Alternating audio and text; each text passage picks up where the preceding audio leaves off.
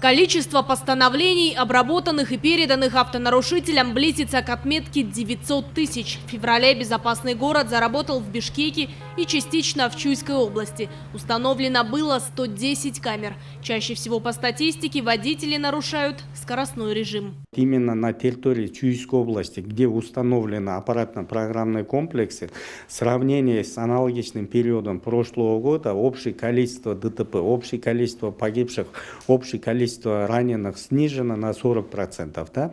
А на территории города Бишкеки на 50%. Безопасный город, она с одной стороны направлена на повышение безопасности любого уровня, да? И плюс к этому она на сегодняшний день нам дает очень положительные результаты в борьбе с преступностью. При этом в целом по стране, как отмечают в ГОБДД, идет тенденция роста ДТП более чем на 8%.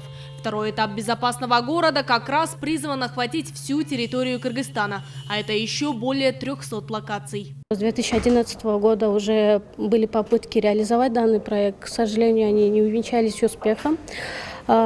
Также необходимо было реализовать его быстрее, потому что смертность ДТП у нас в стране увеличилась, в связи с чем мы реализовали. Безопасный город является лишь компонентом проекта «Умный город». В дальнейшем мы планируем расширять данный проект.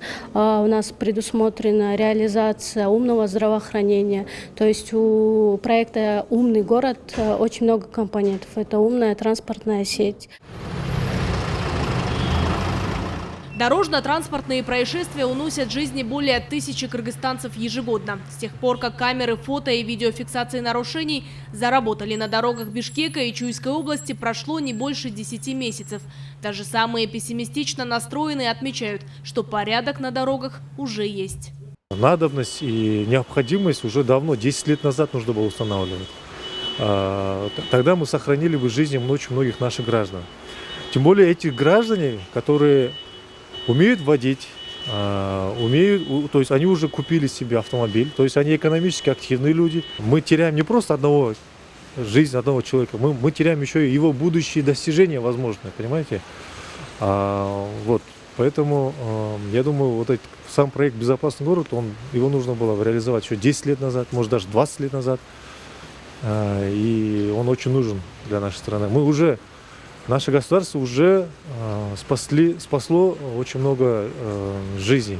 Проекту удалось оправдать свое название. Он продемонстрировал, что культура вождения повышена, как и ответственность за свою жизнь и жизнь других участников дорожного движения. Аяна Дюшикеева, Азамат Кадыртуктоев, Алато 24.